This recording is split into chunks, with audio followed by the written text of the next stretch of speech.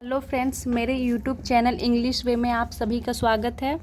तो चलिए शुरू करते हैं आज की स्टोरी, जिसका टाइटल है the tiger and the watchman. Tiger का मतलब हो गया बाघ, एंड यानी कि और, द वॉचमैन यानी कि चौकीदार। तो द का यूज किया गया है क्योंकि इससे पता चलता है कि एक खास टाइगर की बात हो रही है, सारे टाइगर की बात नहीं हो रही है, एक खास टाइगर की बात हो रही है जो इस स्टोरी में है, जिसका जिक्र है, और द वॉचमैन। तो एक खास टाइगर और वॉचमैन की बात हो रही है इस स्टोरी में, इसीलिए द का यूज किया गया है, the tiger and the watchman यानी कि बाघ और चौकीदार। तो चलिए बिना देर किए स्टोरी को शुरू करते हैं। Guarding the forest at night is a very difficult task. Guarding, तो guarding यानी कि मतलब हो गया कि रखवाली करना, the forest यानी जंगल का, at night यानी रात में, is यानी है, a very difficult task एक बहुत ही मुश्किल काम, यानी कि जंगल का रखवाली करना रात में, एट नाइट यानी रात में, बहुत ही डिफ़िकल्ट टास्क है यानी कठिन काम है। और यहाँ पे गार्डिंग जेरन के रूप में यूज किया गया है। नो बडी यानी कि कोई भी नहीं, wanted to do it because robbers and hunters could kill anyone. Nobody यानी कि कोई भी नहीं, वांटेड यानी कि कोई भी नहीं चाहता था, तो वांट की सेकेंड फॉर्म हो गई वांटेड, पास्ट। टू डू यानी कि करना, इट यानी कि इसे, किसे, तो गार्डनिंग करने की बात हो रही है यहाँ पे, इट। तो रखवाली करना, बिकॉज क्योंकि, रॉबर्स यहाँ पे प्लूरल फॉर्म में यूज किया गया है, रॉबर्स यानी कि डाकू, एंड हंटर्स यानी कि हंटर मतलब होता है शिकारी। तो डाकू और शिकारी, कुड यानी कि सकते थे, किल यानी कि मार सकते थे, एनीवन यानी किसी को भी।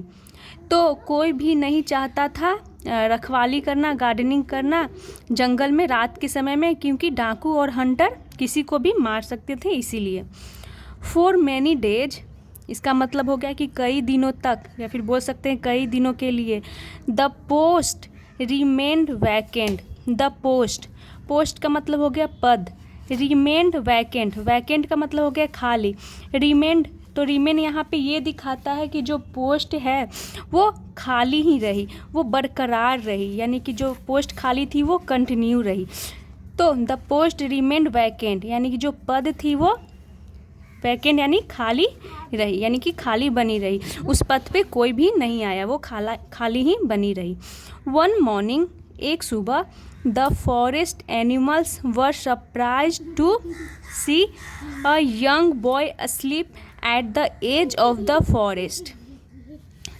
तो यहाँ पर देखते हैं, वन मॉर्निंग एक सुबह, द फॉरेस्ट एनिमल्स यानी कि जंगल के जानवर, वर सरप्राइज्ड यानी कि वो आश्चर्यचकित थे, हैरान थे, टू सी यानी कि देख करके, अ यंग बॉय एक युवा लड़के को, अस्लीप यानी कि सोए हुए, तो सोए हुए एक युवा लड़के को देखकर जंगल के जो जानवर थे वो सरप्राइज थे यानी कि हैरान थे।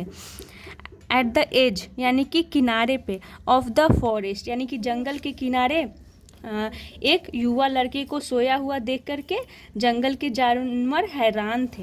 He was wearing a guards uniform, he was wearing, तो ये देखने में तो लगता है कि पास्ट कंटिन्यूअस है, ही वॉज वेयरिंग, लेकिन नहीं, यहाँ पे ही यानी सब्जेक्ट किसके लिए यूज किया गया है, प्रोनाउन ही, तो उस युवा लड़के के लिए ही वॉज वेयरिंग यानी कि वह पहना हुआ था।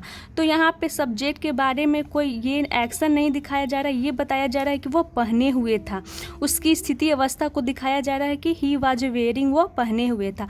और गार्ड्स यूनिफॉर्म यानी कि एक चौकीदार का वर्दी, एक चौकीदार का वर्दी वो पहने हुए था। बट लेकिन, he is so young, he is so young यानी कि वो बहुत ही युवा था, यानी कि नया लड़का था, कम एज का था।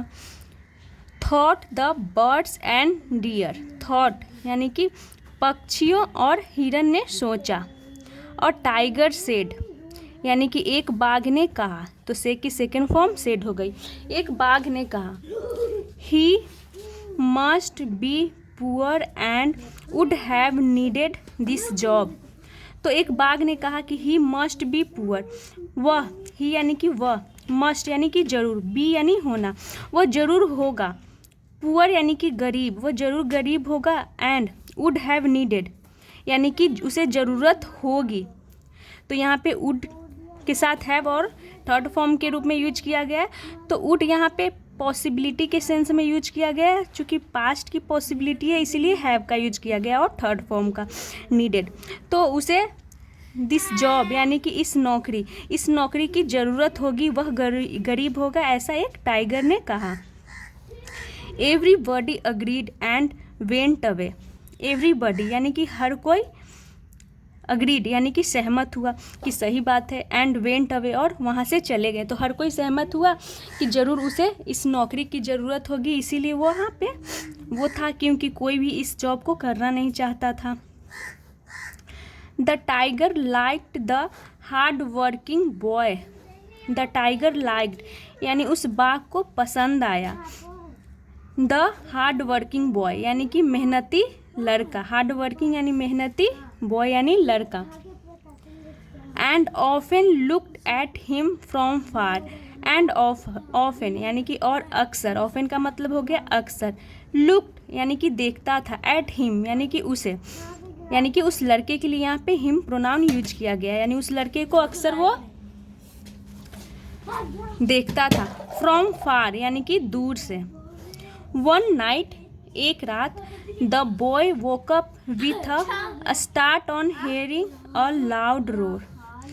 एक रात द बॉय वोकअप यानी कि वह लड़का वोकअप उठा।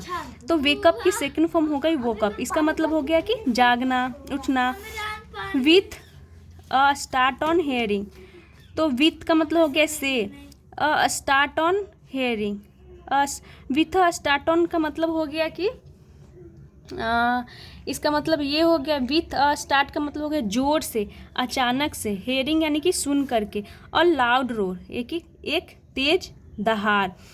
तो वो जो लड़का जो था वो तेज आवाज़ से, तो विथ स्टार्ट का मतलब ये हो गया कि तेज आवाज़ से, अचानक से, हेयरिंग यानी सुन करके, और लाउड रोर यानी तेज आवाज़, वो लड़का वोकअप यानी कि जाग गया।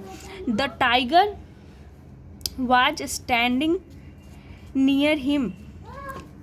द टाइगर वाज स्टैंडिंग यानी जो बाघ था, वाज यानी था, स्टैंडिंग यानी कि वो खड़ा था, नियर हिम यानी कि उसके पास, यानी उस लड़के के पास, नियर यानी पास, and was looking at something near the bush and roaring. तो जो टाइगर था वो खड़ा था उस लड़के के पास, नज़दीक खड़ा था, एंड वाज लुकिंग और देख रहा था, एट समथिंग यानी कि कुछ देख रहा था, नियर द बुश यानी कि झाड़ी के पास कुछ वो देख रहा था, एंड रोरिंग और वो दहाड़ रहा था। बिफोर, तो जो टाइगर था वो उस लड़के के पास खड़ा था और कुछ देख रहा था, नियर द बुश यानी कि झाड़ियों के पास वो कुछ देख रहा था, एंड रोरिंग और दहाड़ रहा था। Before the boy new what was happening, the beast jumped high in the air and plunged into the bush behind him। तो चलिए देखते हैं। before the boy knew, तो before का मतलब होगा कि पहले, the boy यानी कि लड़का, knew what was happening, इसका मतलब हो गया कि इससे पहले कि द बॉय यानी कि लड़का, न्यू यानी समझ पाता, व्हाट वाज हैपनिंग यानी कि क्या, वाज यानी कि था, हैपनिंग यानी कि क्या हो रहा था। तो यहाँ तक का मतलब हो गया कि इससे पहले कि लड़का समझ पाता, नो की सेकंड फॉर्म न्यू हो गई, समझ पाता कि व्हाट वाज हैपनिंग यानी कि क्या हो रहा था, हैपनिंग यानी होना, क्या हो रहा था। द बीस्ट यानी कि जानवर, जम्प्ड यानी कि वो कूद गया, हाई इन द एयर यानी कि हवा में ऊंची उसने छलांग लगा दी, कूद गया। तो बीस्ट का यहाँ पे मतलब हो गया कि जानवर, यानी कि उस टाइगर की बात हो रही है, वो हवा में कूद गया, and plunged into the Bush. तो प्लंज्ड मतलब होता है कूद गया, प्लंज्ड का मतलब यहाँ पे होगा कूद गया, इनटू का मतलब हो गया में, द बुश यानी झाड़ी में, बिहाइंड हिम यानी कि उसके पीछे। तो यहाँ पे इनटू प्रीपोजिशन हो गया, तो इन जब वो झाड़ी में गया तो उसके लिए इन हो गया, टू मोशन को दिखाने के लिए हो गया, इनटू प्रीपोजिशन हो गया क्योंकि वो छलांग लगा करके वो कहाँ, प्लंज्ड यानी कि कूदा, इनटू द बुश यानी झाड़ी में।